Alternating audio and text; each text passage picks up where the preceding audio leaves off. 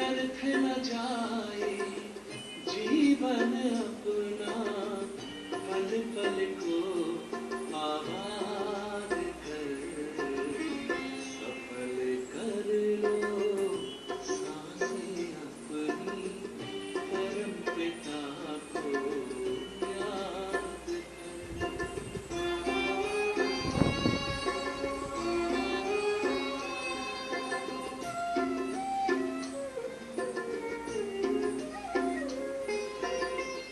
मिट्टी का तन मिट जाएगा, भूल से धोखे में मत आना।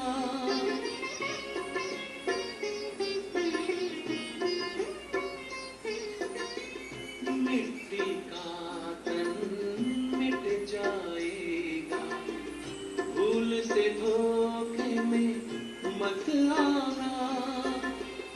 वस्तु वैभव धन संपदा साथ कभी ना है जाना। मैं हूँ आत्मा, मैं हूँ आत्मा अजर अमर, बस यही एहसास कर, व्यर्थ न जाए जीवन अपना, पल पल को आबाद कर, सफल कर लो सांसें अपनी, परम पिता को याद कर।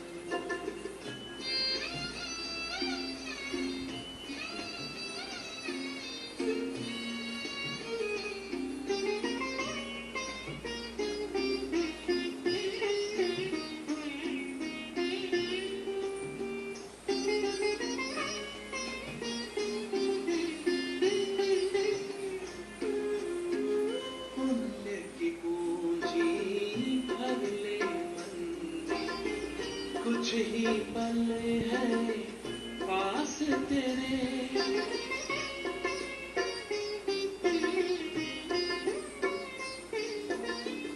पुण्य की पूंजी भर ले मन में, कुछ ही पल है पास तेरे। जोड़ के रिश्ता प्रभु प्रीतम से, पाले उनसे सुख सारे। क्या होगा,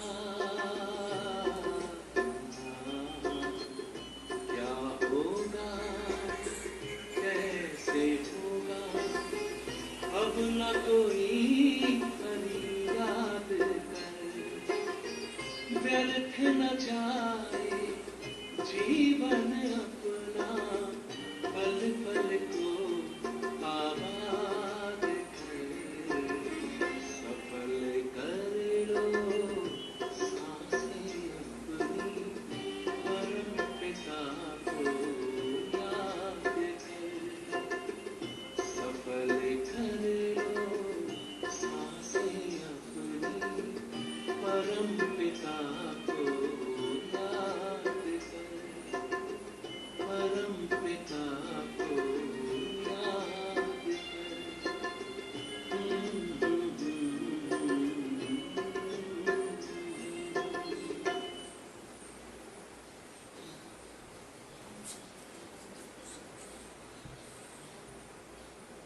जो तारीखની મુરલી છે, मुरली का सार है,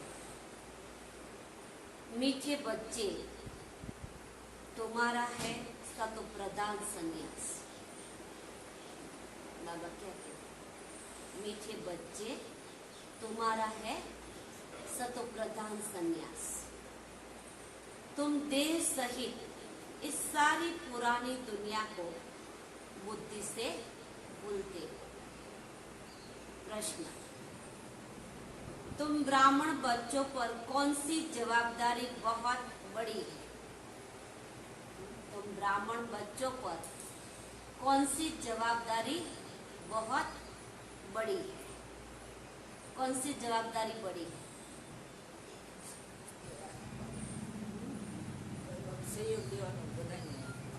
भाई सामान बनाओ। और कौन सी जवाबदारी? बाबा का संदेश बताना की बाबा का संदेश देने की। और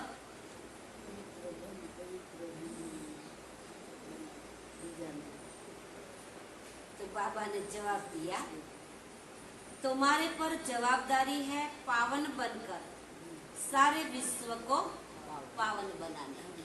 कौन सी जवाबदारी है? बाबा के पावन बनकर सारे विश्व को पावन बनाने की। इसके लिए तुम्हें निरंतर शिव बाबा को याद करते रहना है। याद ही योग अग्नि है। याद क्या है? एक अग्नि का काम करती है। हमारे अंदर जो भी पुराने विकारों है, जो भी पुराने स्वभाव संस्कार है, याद और योग अग्नि से ही सारे भस्म हो जाएंगे, जिससे आत्मा पावन बनती है, विकर्म विनाश हो जाते हैं। गीत है, दुखियों पर रहम करो माँ बाप कमाल। ओम शांति। बच्चों ने गीत सुना कि हम बच्चे हैं, तुम्हारा जरूर वह बाप है।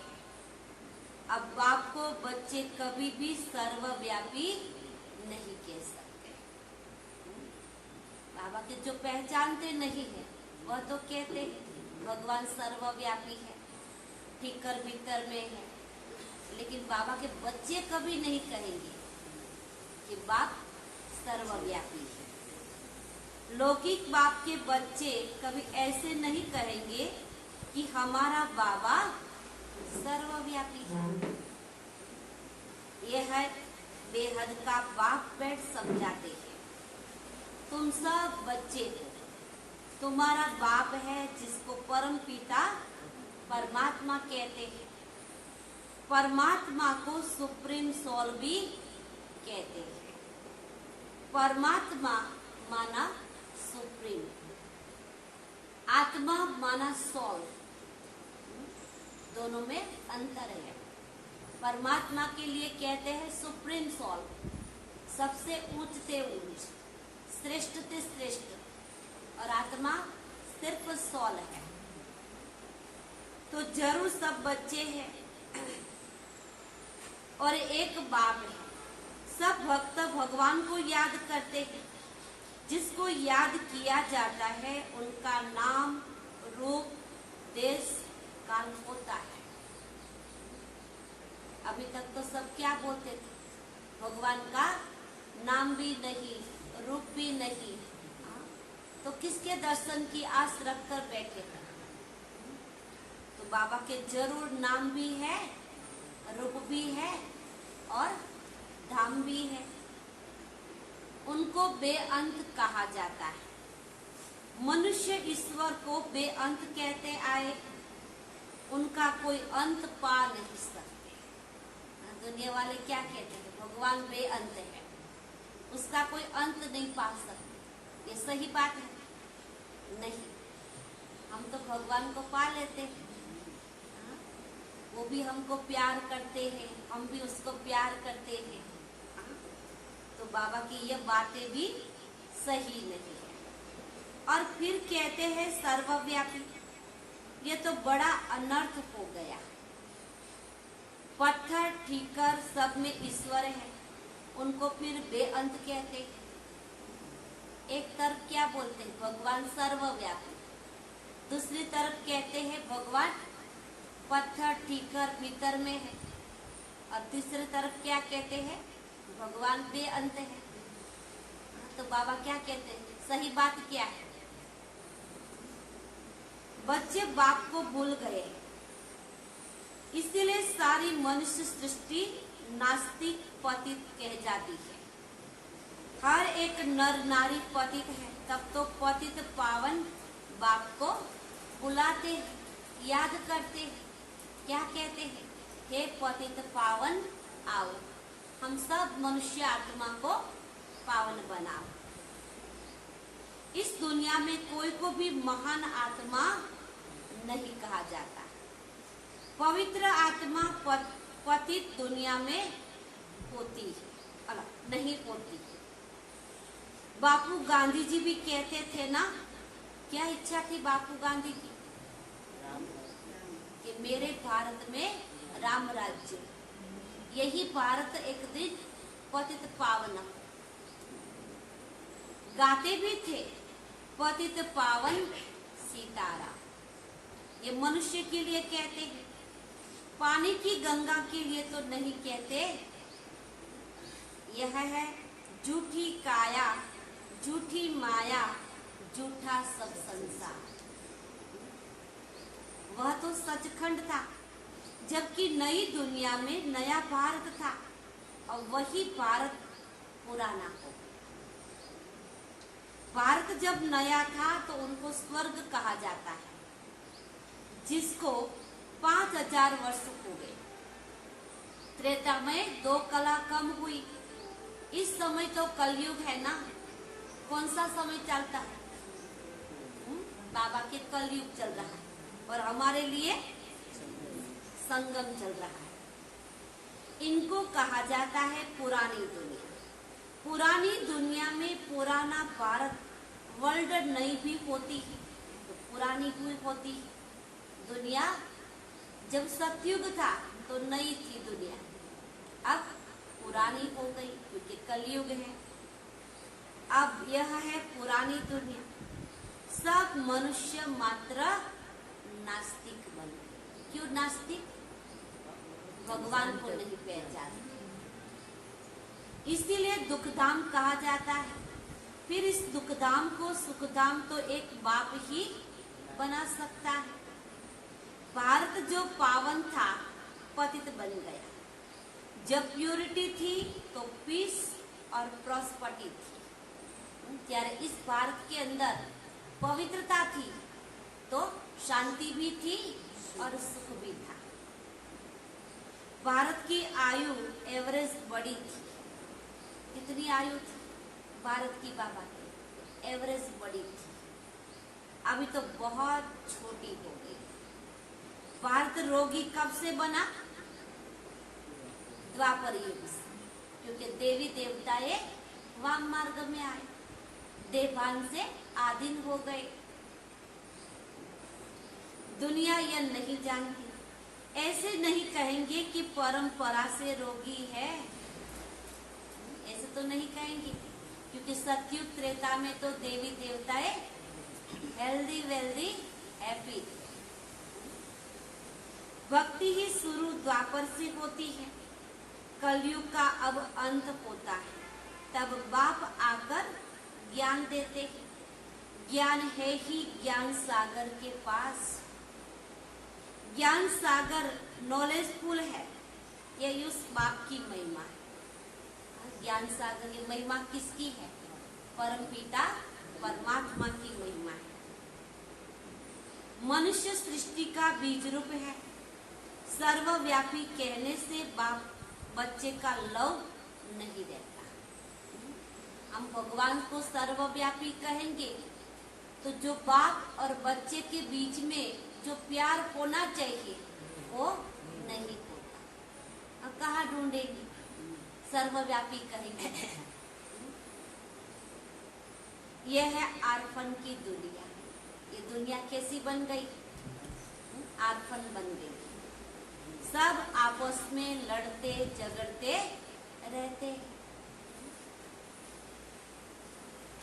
इसीलिए इसको रौरव नरक कहा जाता है। इसीलिए कई शास्त्रों में लिखा है ये दुनिया सारी रौरव नरक बन गई है। भारत स्वर्ग था, अब नरक है। ये किसी को भी पता नहीं कि हम नरकवासी हैं। जरूर नरक से ट्रांसफर होंगे, परंतु ऐसे नहीं कि नरकवासी पुनर्जन्म फिर स्वर्ग में ले सकते हैं। ये तो किसी को पता नहीं। सब समझते हैं हम नरकवासी हैं, लेकिन हम भी पुरुषार्थ करके भगवान को याद करके हम नरकवासी से स्वर्गवासी बन सकते हैं। वह पुनर्जन्म सब नरक में ही लेते हैं। जो पहचानते नहीं, जो पुरुषार्थ नहीं करते, वह बाबा की वह आत्मा पुनर्जन्म भी नरक में लेती है। नरक को ही पतित दुनिया कहा जाता है। निर्वाण धाम आत्माओं को रहने का स्थान है। निर्वाण धाम क्या है? निर्वाण माना वाणी से पर जाना। वो आत्मा और परमात्मा का निवास स्थान है, जिसको निराकारी दुनिया भी कहा जाता है। आत्मा स्टार इमार्टल है। आत्मा क्या है? स्टार जैसी। इमार्टल माना अविनाशी है। शरीर तो मार्टल है, शरीर तो क्या है? विनाशी है। आत्मा को एक शरीर छोड़ दूसरा लेना पड़ता है। 84 जन्मों का भी गायन है। 84 लाख जन्म कहना यह भी तो बड़ा कपोड़ा है। कितना सारा घोटाला कर दिया। क्या लक्ष्य 84 और लोगों ने 1,84 बोल दिया। कितना बड़ा कपोड़ा है। अरे बाप समझाते हैं, जो भी आत्मा पाठ बजाने आती है आकर आर्गन्स में प्रवेश करती है। जो भी आत्माएं फर्स्ट टाइम परम धाम से आती है तो शरीर का आधार तो लेना ही पड़ता है। बिना शरीर तो कुछ कर्म कर ही नहीं सकती। परंतु सबके 84 जन्म नहीं होते। किसके पूरे 84 जन्म होंगे? जो सत्युग की शुरुआत से आएगी उसके ही पूरे 84 जन्म होंगे। एक जन्म चला गया, एक पीढ़ी गई सत्युग की, तो भी पूरे 84 जन्म नहीं कहेंगे। त्रेता में आएंगे तो भी पूरे 84 जन्म नहीं कहेंगे। परंतु सबके पूरे 84 जन्म नहीं होते। सतयुग में जो देवी देवता होंगे उनके ही 84 जन्म होंगे। बाप कहते हैं आगे भी कहा था, तुम अपने जन्मों को नहीं जानते, मैं बताता। तुम हो ब्रह्मा कुमार कुमारिया। अच्छा, ब्रह्मा का बाप कौन? शिव बाबा। ब्रह्मा विष्णु शंकर है शिव बाबा के बच्चे। उनको भी अपना सूक्ष्म शरीर है, हमारे जैसा स्थूल शरीर नहीं है। ब्रह्मा विष्णु शंकर को सूक्ष्म शरीर दिखाते हैं और परमात्मा तो निराकार है। परमपिता परमात्मा को अपना शरीर नहीं है। बाप कहते हैं मेरा नाम ही है शिव। क्या नाम है? शिव। बल कोई रुद्र भी कहते हैं, कोई सोमनाथ भी कहते हैं। मैं तो क्या हूँ? निराकार शिव हूँ। बरोबर। भारत में शिव के मंदिर भी है। कहते भी है ना, ज्ञान का सागर है, प्रेम का सागर है। परमपिता परमात्मा को ही कहा जाता है, श्री कृष्ण को नहीं। वह तो सतयुग का प्रिंस है। कृष्ण कौन है? सतयुग का पहला नंबर का राजकुमार है। उनमें यह आदि मध्य अंत का ज्ञान नहीं है। सतयुग में यह ज्ञान नहीं होगा, आदि मध्य अंत का। यह ज्ञान अभी संगम में है। सतयुगी देवी देवताओं में ये ज्ञान नहीं है। तुम जानते हो अभी हम हीरे तुल्य बन रहे। परमपिता परमात्मा के सिवाय कोई राजयोग सिखला नहीं सकता। श्री कृष्ण को परमात्मा नहीं कहते तो क्या कहेंगे? श्री कृष्ण को परमात्मा नहीं कहते तो क्या कहेंगे? देव आत्मा। परमात्मा सिर्फ एक निराकार को ही कहा जाता है। उस बात को ही सब भूल गए। इस समय पतित तमो प्रधान है ना, सब मनुष्य आत्मा क्या बन गई? पति तमो प्रधान बन गई, दुखी हो गई, तब तो पुकारते। भारत कितना ऊंच था, अभी तो कंगाल है ना। जिस भारत के लिए गायन है ना कि जहाँ डाल डाल पर सोने की चिड़िया करती है बसेरा, वो भारत देश है मेरा। ये भारत देश का हाल हो, देखो क्या हो गया।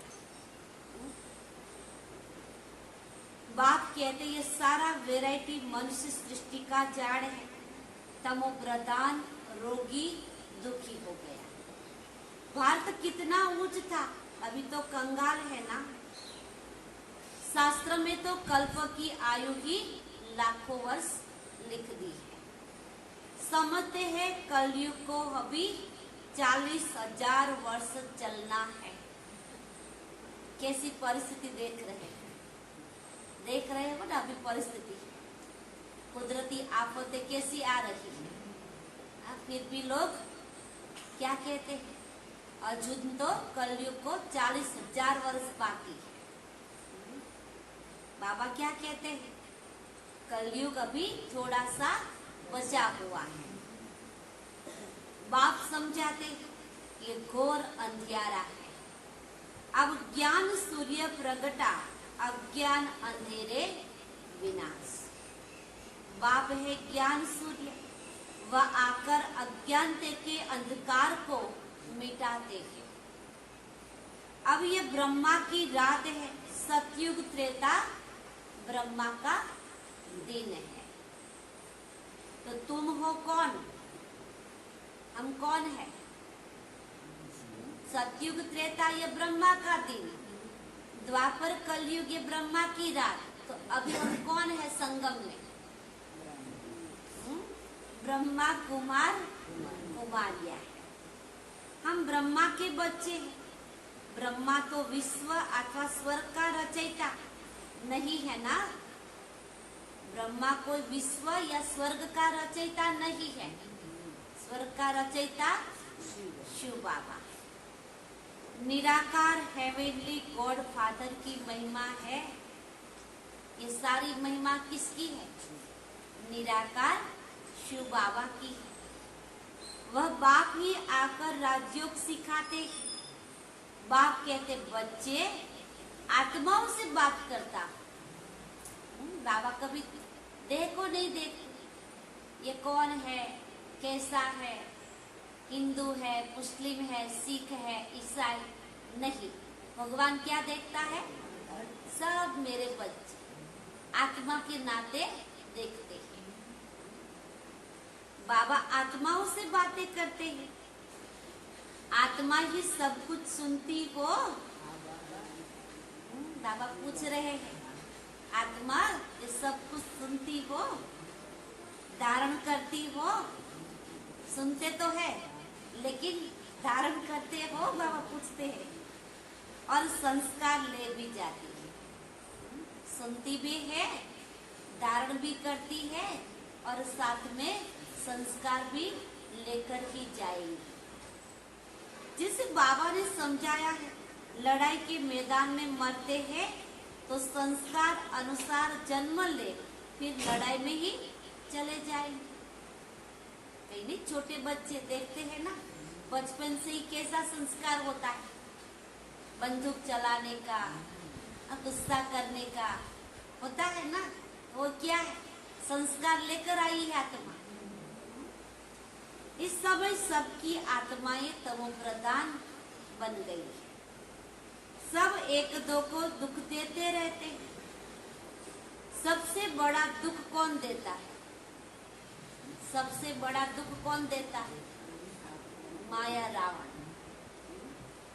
जो तुम्हें परमात्मा से बेमुख करता है। इसीलिए शिव बाबा कहते बच्चे तुम उन सब को छोड़ो। क्या कहते? देह सहित देह के सर्व धर्म को छोड़ो।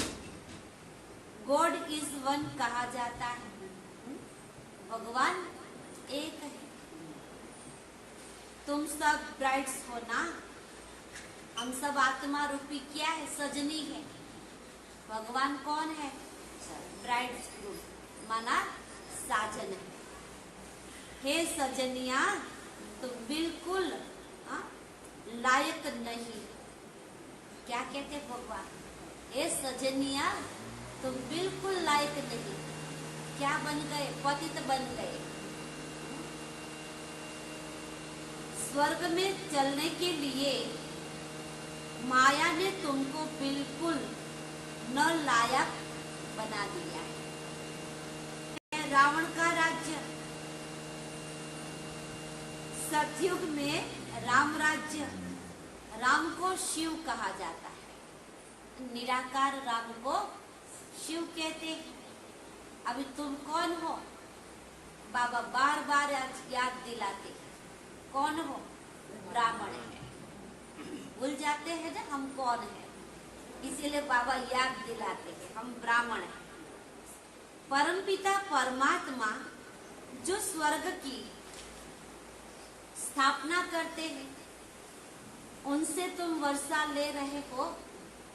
भारतवासियों को स्वर्ग का वर्षा मिल रहा है।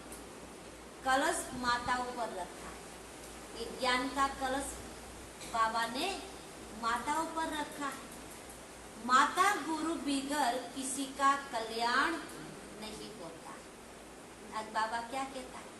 माता गुरु के बिना किसी का कल्याण नहीं। इसीलिए छोटेपन में कहते हैं ना, माता सब बच्चों की गुरु है। पहला गुरु कौन? तो के माँ। जिसके लिए गाते हैं ततत्वम माता पिता, कहते हैं ना तुम ही हो माता पिता, तुम ही हो। उनको ही फिर सर्वव्यापी कहना कितनी बड़ी भूल है। जिसको माता पिता कहकर पुकारते उनको क्या कहते थे? भगवान सर्वव्यापी। कितनी बड़ी भूल कर दी। माता पिता को फिर बेअंत कह देते। गाते भी है तुम माता पिता हम बालक तेरे, तेरी कृपा से सुख कनेरे। फिर बाप पर दोष कैसे रखते? क्या बोलते हैं, क्या करते हैं, फिर ट्रांसफर भी कर देते। तो बाप के पर दोष क्यों रखते? बाप तो आकर पतित से पावन बनाते, पतित रावण बनाते। अभी रावण राज्य खत्म हो, राम राज्य फिर से शुरू हो जाएगा। इस चक्र को अच्छी रीति समझना है।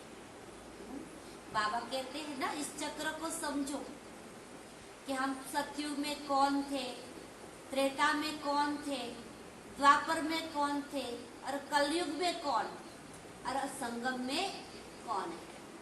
ये पूरा चक्र घुमा दो, तब पता चलेगा कि हम कौन है। इस चक्र को अच्छी रीति समझना है। बेहद की हिस्ट्री, ज्योग्राफी बेहद का बाप की सुनाएंगे। यह है रुद्र ज्ञान यज्ञ। श्री कृष्ण का यज्ञ नहीं कहेंगे। यज्ञ शब्द किसके पीछे लगता है? शिव के पीछे। कहते हैं रुद्र ज्ञान यज्ञ। वही गीता का राजयोग सिखाते हैं ना, परंतु श्री कृष्ण कोई ज्ञान नहीं है। श्री कृष्ण की आत्मा भी यह ज्ञान सुन रही थी, और ज्ञान सुनकर परमात्मा को याद करके योगेश्वर बने। इसीलिए तो कृष्ण को योगेश्वर कहते हैं। यह है रुद्र शिव भगवान युवाच।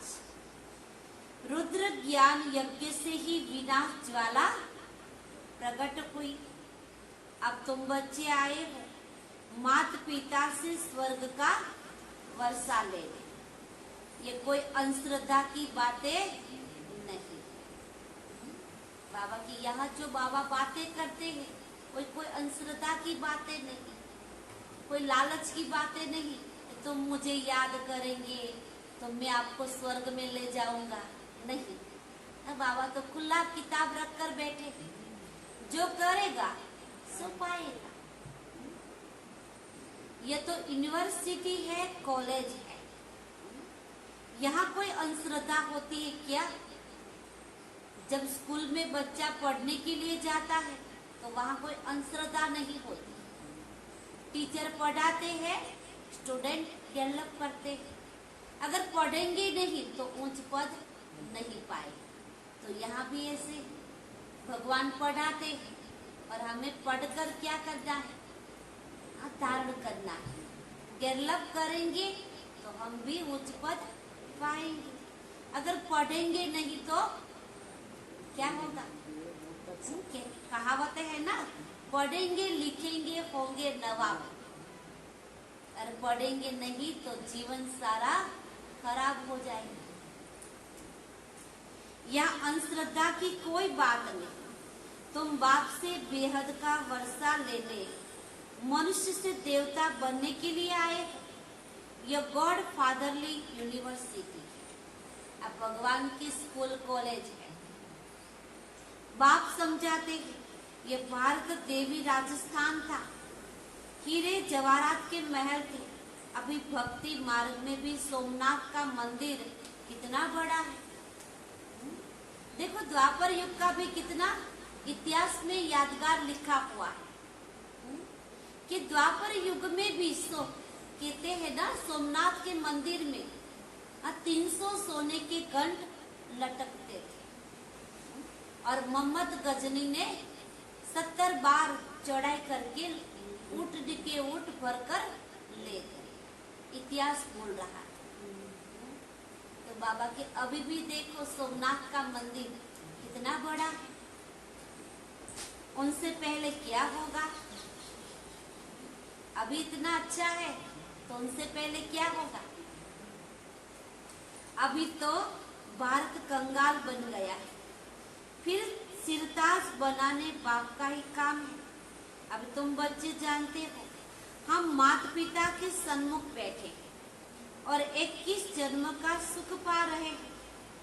बाप कहते हैं, हे आत्माओं, अब तुम मुझे याद करो, मैं तुम्हारा गाइड और लिबरेटर। भगवान कहते हैं, हे आत्माओं, मुझे याद करो, मैं तुम्हारा गाइड माना होमियो, सच्चा रास्ता दिखाते हैं, सत्य ज्ञान सुनाते हैं और लिबरेट माना इस दुख की दुनिया से छुड़ाते हैं। वर्ल्ड की हिस्ट्री ज्योग्राफी कैसे रिपीट होती है, ये तो बच्चों को समझाता है। इसमें अंधश्रद्धा की कोई बातें नहीं है। तुम्हारा है सतो प्रधान बेहद का संन्यास। तुम पुरानी दुनिया को बुद्धि से छोड़ते हो। इसीलिए बाप कहते हैं, सर्वधर्म मान्य। देह सहित देह के जो भी संबंध है सबको भूल अपने को अशरीरी आत्मा समझो। बाप कहते हैं, इस देह का भान छोड़ो। बाबा बार बार क्या कहते हैं? क्या कहते हैं? इस देह का भान छोड़ो, अपने को आत्मा समझो। मुझ बाप को याद करने से ही तुम्हारे पाप भस्म होंगे। निरंतर मुझे याद करो और कोई उपाय नहीं, बस एक ही उपाय बाबा के मुझे याद, और कोई उपाय नहीं। कितना भी हम करेंगे बिना याद के तो हम ये बंधन से छूट नहीं सकते। अंत तक याद करना है। बाबा ने क्या कह दिया? थक जाते हैं इतना समय भगवान को याद कर, तो बाबा क्या कहते हैं? जब तक जीना है तब तक पढ़ते भी रहना है और भगवान को याद करते भी रहना, थकना नहीं। इसलिए बाबा कई बार गीत में कहते हैं ना, ये रात के राही थक मत जाना, सुबह की मंजिल दूर नहीं। माया जीत जगत जीत बनना है। माया पर जीत एक शिव बाबा ही पहना सकते हैं। अच्छा, अब बाप शिव शक्तियों द्वारा भारत पर अविनाशी बृहस्पति की दशा लाते हैं। अभी तक कौन सी दशा थी? राहु की दशा थी। अभी बृहस्पति माना गुरु की दशा बैठती है। इसीलिए स्कूल कॉलेज में जब बच्चे दाखिल होते ना, तो कौन से दिन बैठाते हैं स्कूल में? बृहस्पति के दिन, जो गुरुवार होता है। बाप कहते हैं, मैं इस तन का लोन लेकर इनका नाम ब्रह्मा रखता हूं। तुम ब्रह्मा कुमार कुमार या वर्षा लेते हो शिव बाबा से। याद भी शिव बाबा को करना है। वह कहते हैं मेरा नाम ही शिव है। तुम भी आत्मा हो, परंतु तुम शरीर लेते हो और छोड़ते हो। इसीलिए जन्म बाय जन्म तुम्हारे नाम बदलते हैं। आत्मा जन्म मरण के चक्कर में आती है। जितना जन्म लेंगी उतना माता पिता भी अलग, संबंधियों भी अलग और नाम भी अलग हो जाता है। 84 जन्म लेंगे तो 84 नाम पड़ेंगे। सबके तो 84 जन्म नहीं होंगे। कोई के 80, कोई के 60, कोई के 5, कोई के 6 जन्म होते हैं ना। मेरा नाम तो शिव ही है, इसीलिए शिव को सदा शिव कहते हैं। शिव बाबा को याद करते रहो तो तुम्हारे सब विकर्म विनाश हो जाए। ये बाबा ने उपाय बताया। मुझे याद करो, भगवान कहते हैं, तो तुम्हारे सब पाप कर्म, सब विकर्म विनाश हो जाएंगे। शिव बाबा को याद नहीं करते तो गोया अपने को पतित बनाते। दोनों में से एक कर्म तो करते रहेंगे। का तो अच्छा कर्म करेंगे, का तो बुरा कर्म करेंगे। दोनों साथ में नहीं हो सकता। जो अच्छा करते हैं वो बुरा नहीं कर सकते, जो बुरा करते हैं वो अच्छा नहीं करते। दोनों में से एक का तो त्याग करना ही पड़ता है। तो विकर्म विनाश होंगे। योग अग्नि बिगर कोई पावन बन नहीं सकता। तुमने प्रतिज्ञा की है कि बाबा हम पवित्र बन भारत को पावन बनाएंगे, फिर राज्य करेंगे। शिव बाबा को याद नहीं करते तो गोया अपने को पतित बनाते हो। इसीलिए फिर धर्मराज की बहुत कड़ी सजा खानी पड़ेगी। बाबा साथ में किसको रखते हैं? भगवान तो बाप है, लेकिन बाबा के में साथ में धर्मराज को रखता। तुम्हारे पर बड़ी रेस्पॉन्सिबिलिटी है, तुम्हारे पर बड़ी जवाबदारी है कि खुद को भी पावन बनाना है और दूसरों को भी पावन बनाना है। क्योंकि हम भगवान के मददगार बच्चे हैं। बाप को याद करते रहना, यह है रूहानी यात्रा। वो यात्रा में जाएंगे तो क्या होगा? जिस्मानी यात्रा में तन भी वेस्ट, धन भी वेस्ट और मन भी वेस्ट, थकान हो जाएगी। लेकिन बाबा की यह यात्रा कैसी है? हमको रिफ्रेश कर देगी। अच्छा, मीठे मीठे सिकिलते बच्चों प्रति माता पिता बाप दादा का याद प्यार और गुड मॉर्निंग। रूहानी बाप की रूहानी बच्चों को नमस्ते। हम रूहानी बच्चों की रूहानी बाप दादा को भी याद प्यार और नमस्ते नमस्ते नमस्ते। सदा रहो हंसते बनो फरिश्ते। शुक्रिया बाबा, तेरा लाख लाख शुक्रिया, बार बार शुक्रिया। धारणा के लिए मुख्य सार है। पहले पॉइंट, निरंतर एक बाप की याद से माया जीत जगत जीत बनना है। हम निरंतर शिव बाबा को याद करेंगे तब तो ये माया पर जीत प्राप्त कर सके, तब तो सतयुग में जगत जीत बने। पवित्र बनकर भारत को पवित्र बनाना, खुद की आत्मा को भी पवित्र बनाना और सारे भारत को पवित्र बनाने की सेवा करनी। दूसरी पॉइंट, बुद्धि से बेहद पुरानी दुनिया का संन्यास करना है। इस देवान को भूलने का अभ्यास करो। बाबा बार बार कहते हैं, इनको भूलो।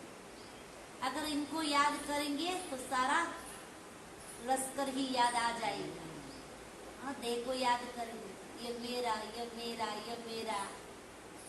इसलिए बाबा बार बार कहते हैं, अपने को देही अभिमानी समझो। देही अभिमानी रहना है वरदान। किससे किनारा करने के बजाय सर्व का सहारा बनने वाले विश्व कल्याणकारी भव। किसी से किनारा नहीं कर, इसके साथ अच्छा नहीं लगता, ये हमारे कार्य में विघ्न डालता है, ये हमको मदद नहीं करता। नहीं बाबा, भगवान ने कभी ऐसा नहीं कहा कि इनसे किनारा कर दो। कई बार बच्चे ऐसे सोचते हैं कि पुरुषार्थ में ये विघ्न रूप बनते हैं ना, तो इनसे तो हम अलग हो जाए। नहीं, सबके बीच में रहकर पुरुषार्थ करना है, तभी तो पता चलेगा आप कौन हो।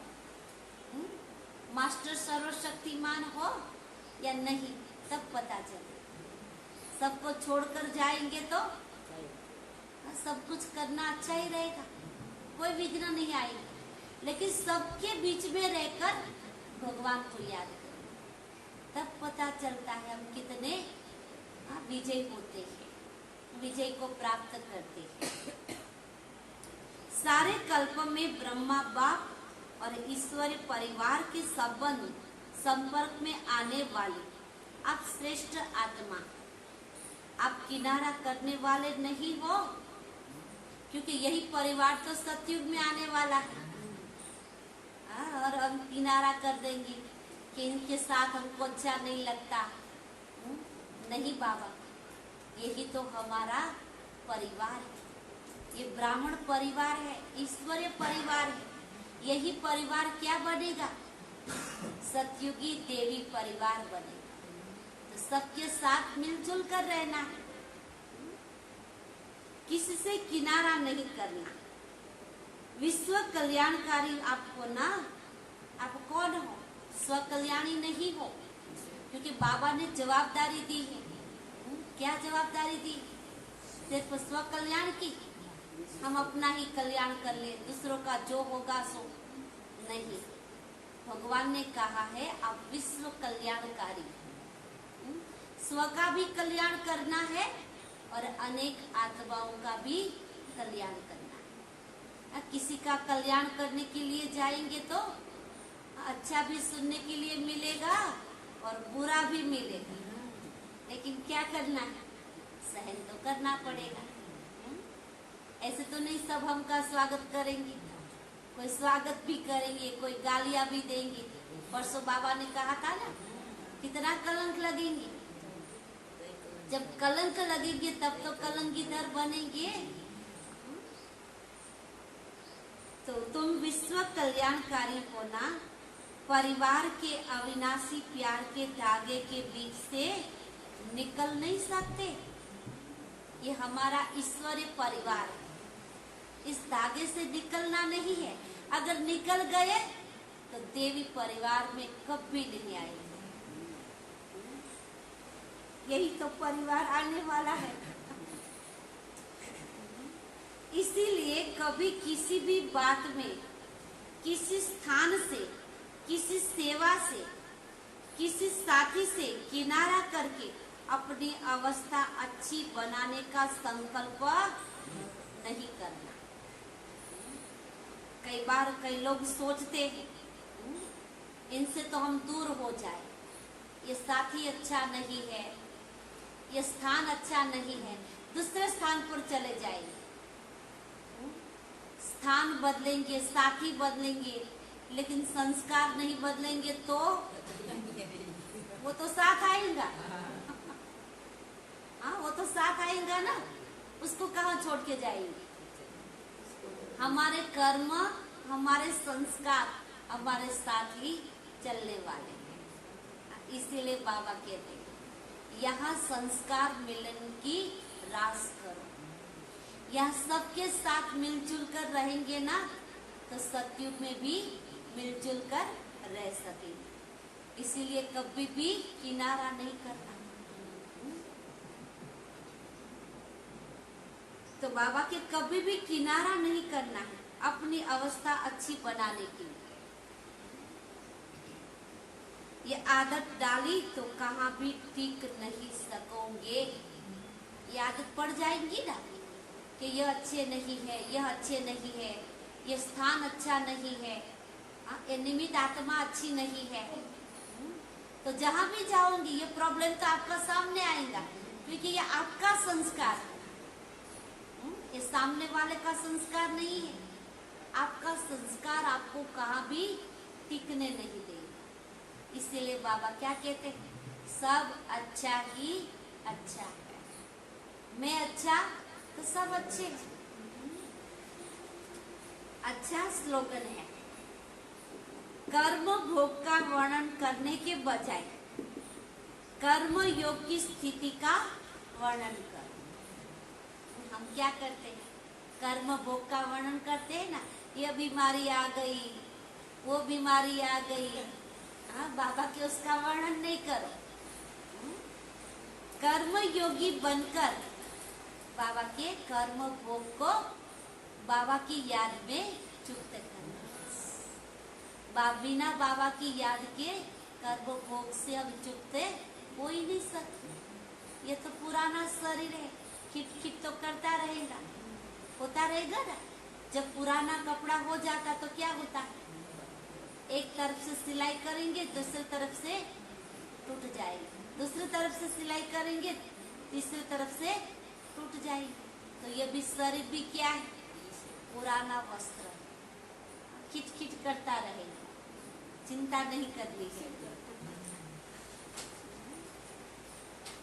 और जगदम्बा के महावाक्य है, मातेश्वरी जी के मधुर महावाक्य। ओम शब्द का यथार्थ अर्थ क्या है? मम्मा आज सुना रही। ओम शब्द का यथार्थ अर्थ क्या है? जब हम ओम शांति शब्द कहते हैं तो पहले पहले ओम शब्द के अर्थ को पूर्ण रीति से समझना है। अगर कोई से पूछा जाए कि ओम का अर्थ क्या है, तो वो लोग ओम का अर्थ बहुत ही लंबा चौड़ा सुनाते हैं। ओम का अर्थ ओमकार बड़े चौड़े दिखाते हैं ना, आवाज से सुनाते हैं। इस ओम पर फिर लंबा चौड़ा शास्त्र बना देते हैं, परंतु वास्तव में ओम का अर्थ कोई लंबा चौड़ा नहीं है। अपने को तो स्वयं परमात्मा ओम का अर्थ बहुत सरल स्वभाव में सुनाते हैं और सहज बात का अर्थ समझाते, वो भी अर्थ सहित।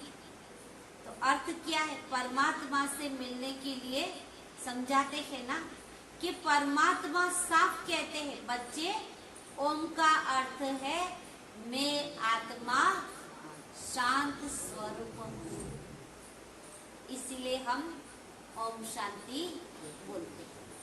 मम्मा कितना विस्तार करके सुना रही है और लोगों ने ओम का अर्थ कितना लंबा चौड़ा बता दिया। मैं आत्मा हूँ, मैं परमात्मा की संतान हूँ। मुख्य बात यह हुई ना, ओम के अर्थ में सिर्फ टिकना है। ओम माना आत्मा, मैं आत्मा शांत स्वरूप, मैं परमात्मा की संतान हूँ। ये बाबा के हाँ, बाकी मुख से बैठ ओम ओम का उच्चारण नहीं करो। कई होते हैं सिर्फ ओम ओम सिर्फ उच्चारण करते, उसका आध्यात्मिक अर्थ समझते नहीं है। बुद्धि भी निश्चय रखना है, चलना है ना। ओम का जो अर्थ है उस स्वरूप में स्थित रहना है। जब भी ओम शब्द का उच्चारण करो तब आत्मा साइलेंस का अनुभव करे। मैं आत्मा शांत स्वरूप। बाकी वो लोग भल ओम का अर्थ लंबा सुनाते हैं, मगर उसके स्वरूप में स्थित नहीं रह सकते। परंतु हम तो ओम का अर्थ, ओम का स्वरूप बन जाते हैं। ये तो सिर्फ अर्थ बताते हैं लंबा चौड़ा, और उस स्थिति में स्थित नहीं होते। और बाबा के तुम बच्चों को तो ओम के शब्द में स्थित होना है। मैं आत्मा शांत स्वरूप हूँ, तभी उस स्वरूप में स्थित होंगे। हम यह भी जानते हैं कि परमात्मा बीज रूप है, और उस बीज रूप परमात्मा ने इस सारे जड़ को कैसे रचा हुआ। देखो मम्मा का मंथन कि परमात्मा बीज स्वरूप है, और उस बीज स्वरूप ने ही इस सारे कल्प वृक्ष की रचना की है। उसकी सारी नॉलेज हमें अभी मिल रही है। अच्छा, ओम शांति। आज का सोमान है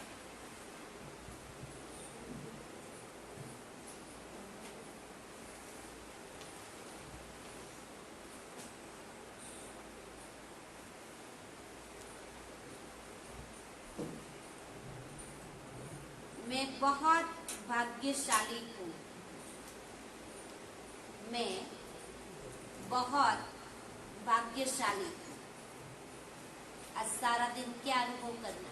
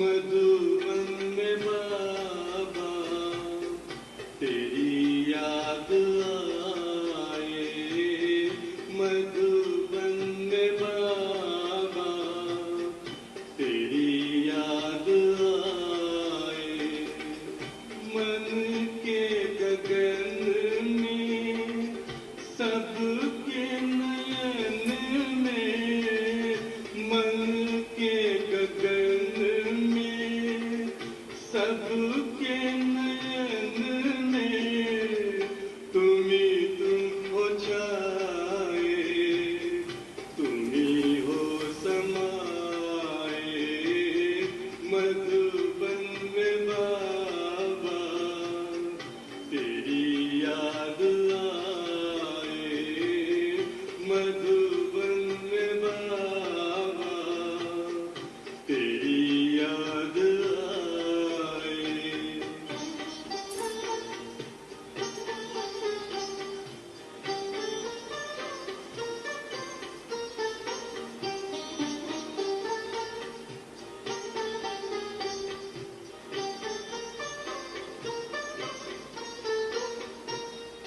सबके लबों पर तेरा नाम आता, सबके लबों पर तेरा नाम आता, हर मन मगन हो तेरे गुण गाता, हर मन मगन हो तेरे गुण गाता, जाने क्या है जादू तुम हो लगाए, जाने क्या है जादू तुम हो लगाए, मधुबन में बाबा तेरी याद आए।